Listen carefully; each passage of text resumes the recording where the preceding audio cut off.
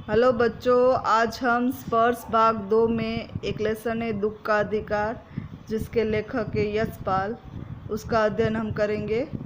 यशपाल का जन्म फिरोजपुर छावनी में सन 1903 में हुआ था और उन्होंने बहुत सी कृतियाँ लिखी है, जैसे कि उपन्यास, कहानी संग्रह, आत्मकथा आदि। आज जो हम कहानी कर रहे हैं उसका नाम है दुख का अधिकार। प्रस्तुत कहानी देश में फैले अंधविश्वासों और ऊंच नीच के भेदभाव को बेनकाब करते हुए यह बताती है कि दुख की अनुभूति सभी को समान रूप से होती है।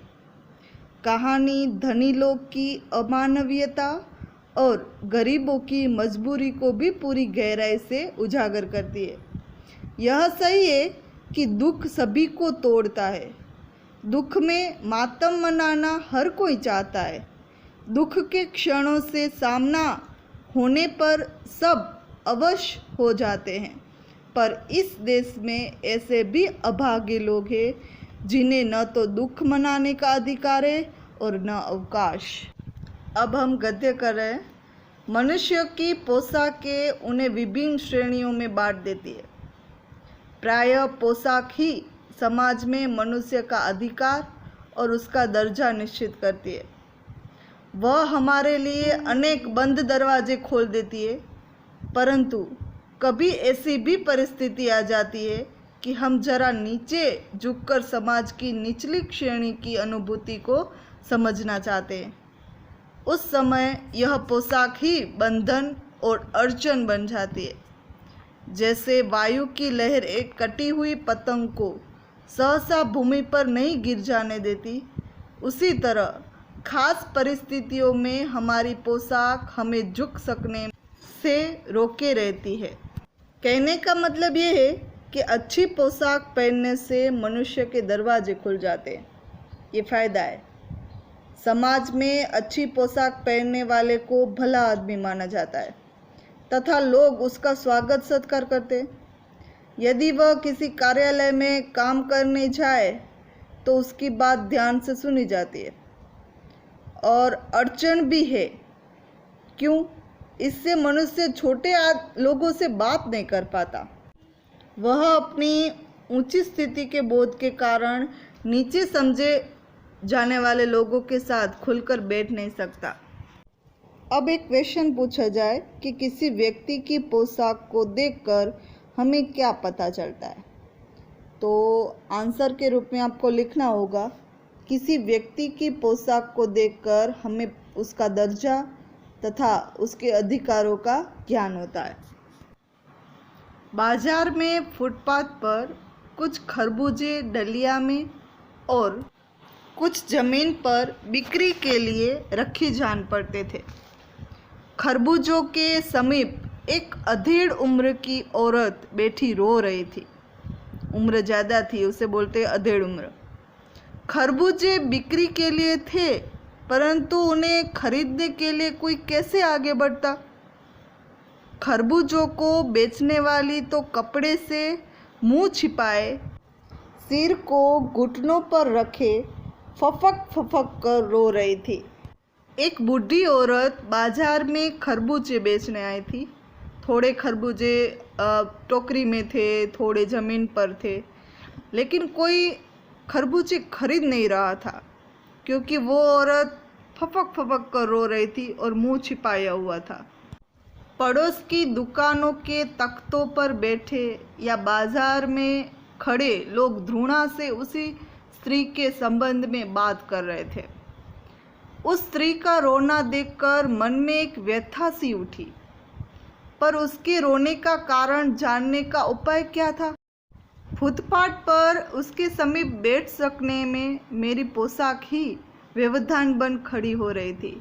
व्यवधान बन खड़ी होना यानी बाधा, क्योंकि लेखक ने अच्छी पोशाकें पहनी थी और फुटपाथ पर जो वृद्धा बैठी थी वो गरीब थी। उनके कपड़े भी फटे हुए थे। ये अच्छे कपड़े पहने हुए लेखक उनके पास बैठकर वो कैसे पूछ सकता है कि भाई तुम क्यों रो रही हो। ये थोड़ी रुकावट थी। एक आदमी ने घृणा से एक तरफ थूकते हुए कहा, क्या जमाना है, जवान लड़के को मरे पूरा दिन नहीं बीता और ये बेहया दुकान लगा के बैठी है। दूसरे साहब अपनी दाढ़ी खुजाते हुए कह रहे थे, अरे जैसी नीयत होती है अल्लाह भी वैसे ही बरकत देता है। सामने के फुटपाथ पर खड़े एक आदमी ने दिया सलाई की तीली से कान खुजाते हुए कहा, अरे इन लोगों का क्या है, ये कमीने लोग रोटी के टुकड़े पर जान देते हैं। इनके लिए बेटा बेटी, खसम लुगाई, धर्म ईमान सब रोटी का टुकड़ा है। अब ये 3 लोग या बाजार में जितने भी लोग थे वो ये औरत के बारे में तरह तरह की बातें कर रहे थे। क्यों? क्योंकि एक तो वो गरीब थी और दूसरा उसका बेटा उसी दिन मरा था, इसलिए बेटे को मरे हुए एक दिन पूरा नहीं हुआ और बाजार में वे खरबूजे बेचने आई है, इसलिए लोग उनके बारे में तरह तरह की बातें बना रहे।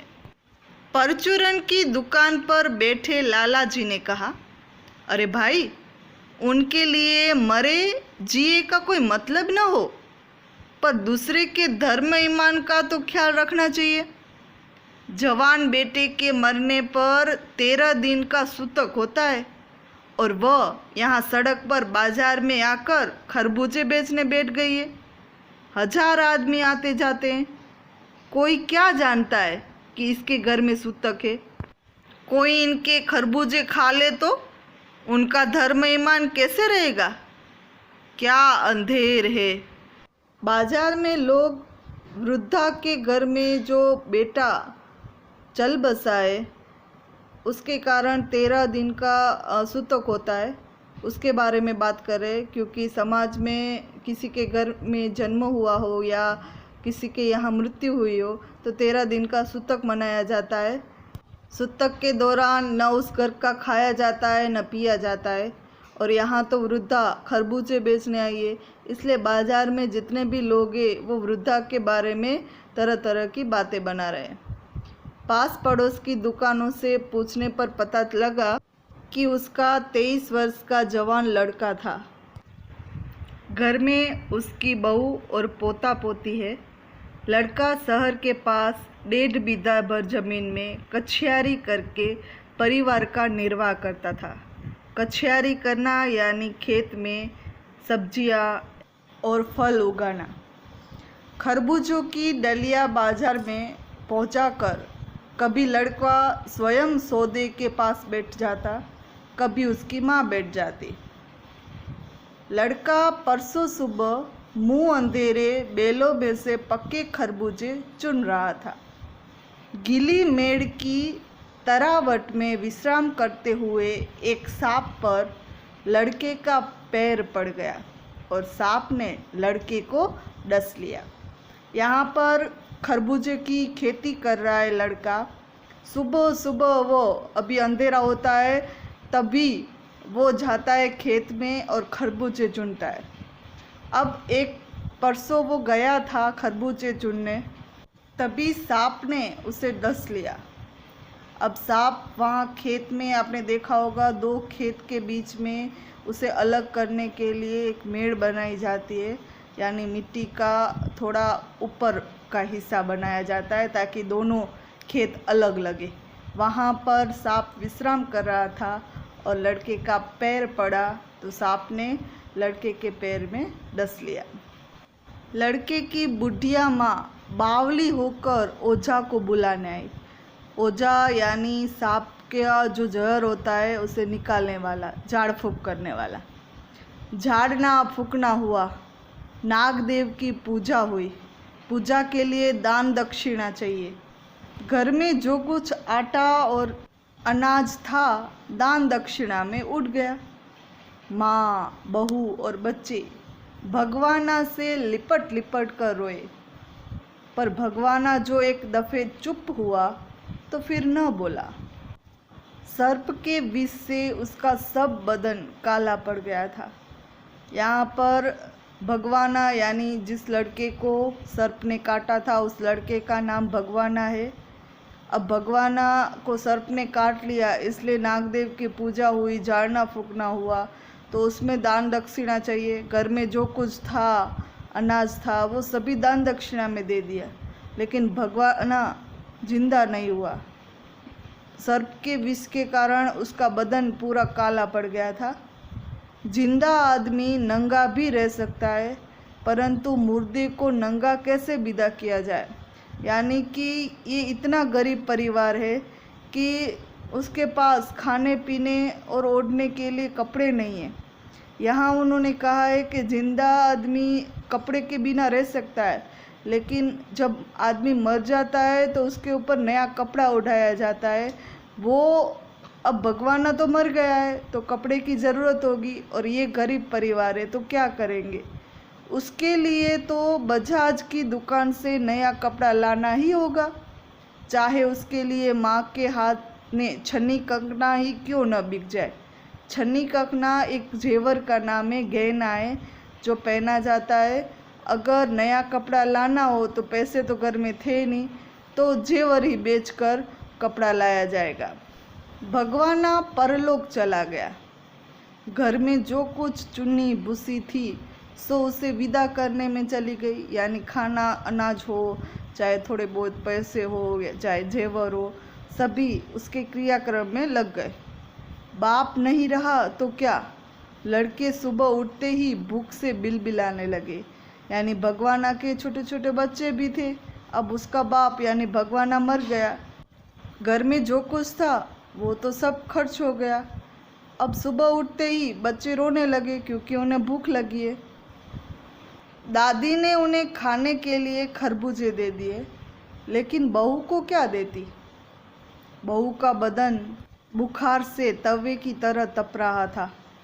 अब बेटे के बिना बुढ़िया को दुअनी चवनी भी कौन उधार देता, क्योंकि एक कमाने वाला बेटा ही था भगवाना, वो तो मर गया है।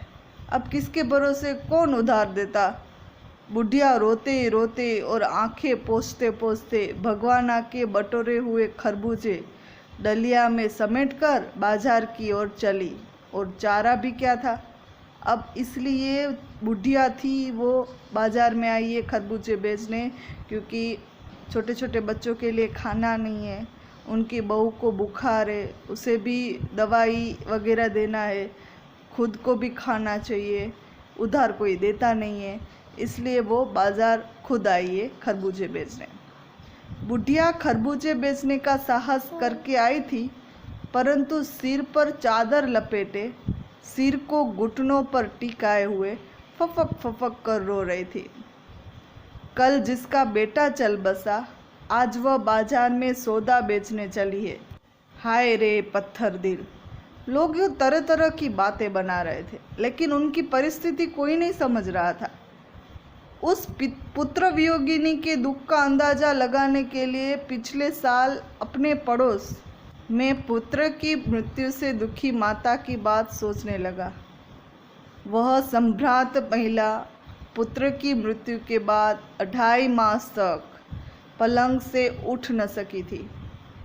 उन्हें 15-15 मिनट बाद पुत्र वियोग से मूर्छा आ जाती थी, और मूर्छा न आने की अवस्था में आंखों से आंसू न रुके सकते थे। 2 डॉक्टर हर दम सिराहाने बैठे रहते थे। हर दम सिर पर बर्फ रखी जाती थी। शहर भर के लोगों के मन उस पुत्र शोक से द्रवित हो उठे थे। लेखक कह रहे हैं कि ये जो है गरीब महिला वृद्ध जो खरबूजे बेचने आई है, उसके खरबूजे कोई नहीं ले रहा, वो अपने घुटनों पर सिर रखकर रो रही है। एक ये औरत है, और दूसरी उसके पड़ोसी, उनका भी पुत्र मर गया है, लेकिन 2.5 मास तक वो पलंग से उठ नहीं सकी थी, इतना शोक। 15-15 मिनट बाद मूर्छा आ जाती थी, वो बेभान हो जाती थी, और हर दम 2 डॉक्टर उसके पास ही खड़े रहते। हर दम सिर पर बर्फ रखी जाती। अब शहर भर के लोग उनका दुख देखकर द्रवित हो उठे, और इनका दुख तो कोई देख नहीं पा रहा, क्योंकि वो तो शोक मनाने की बजाय बाजार में खरबूजे बेचने आई है। जब मन को सूझ का रास्ता नहीं मिलता तो बेचैनी से कदम तेज हो जाते हैं। उसी हालत में नाक ऊपर उठाए राह चलतों से ठोकरें खाता मैं चला जा रहा था। सोच रहा था, शौक करने गम मनाने के लिए भी सहूलियत चाहिए और दुखी होने का भी एक अधिकार होता है। यानी जिसका अधिकार हो दुखी होने का वो दुखी हो सकते हैं, बाकी जिसकी मजबूरी हो और दुख न मनाए उसको तो समाज घृणा की दृष्टि से ही देखता है। उसकी मजबूरी कोई नहीं समझता, कोई उसके मदद करने के लिए सामने नहीं आता। क्यों? क्योंकि उसकी पोशाक वो अड़चन है। हम इतने पैसे वाले होकर, इतने इज्जतदार होकर ये गरीब के मुंह क्यों लगे, उसकी मदद क्यों करे, उसके पास बैठकर उसका दुख क्यों कम करे? ये एक सवाल उठता है उनके मन में और कोई उनकी मदद के लिए तैयार नहीं होता। ये हुआ आज का हमारा लेसन, दुख का अधिकार। अब हम क्वेश्चन आंसर करेंगे। पहला क्वेश्चन है, किसी व्यक्ति की पोशाक को हमें क्या पता चलता है? तो किसी व्यक्ति की पोशाक को देखकर हमें उसका दर्जा और अधिकार वो का ज्ञान होता है। दूसरा है, खरबूजे वाली स्त्री से कोई खरबूजे क्यों नहीं खाता? खरबूजे बेचने वाली स्त्री से खरबूजे इसलिए नहीं खरीद रहे थे क्योंकि वह फुटपाथ पर बैठी हुई फपक फपक कर रो रही थी। तीसरा, उस स्त्री को देखकर लेखक को कैसा लगा? उस स्त्री को फुटपाथ पर रोता हुआ देखकर लेखक के मन में व्यथा उठी, उनका दुख जानने की बेचैनी पैदा हो गई। क्वेश्चन नंबर 4, उस स्त्री के लड़के की मृत्यु का कारण क्या था? स्त्री का लड़का सांप के डसे जाने के कारण मर गया था। क्वेश्चन नंबर 5, बुढ़िया को कोई भी क्यों उधार नहीं देता था?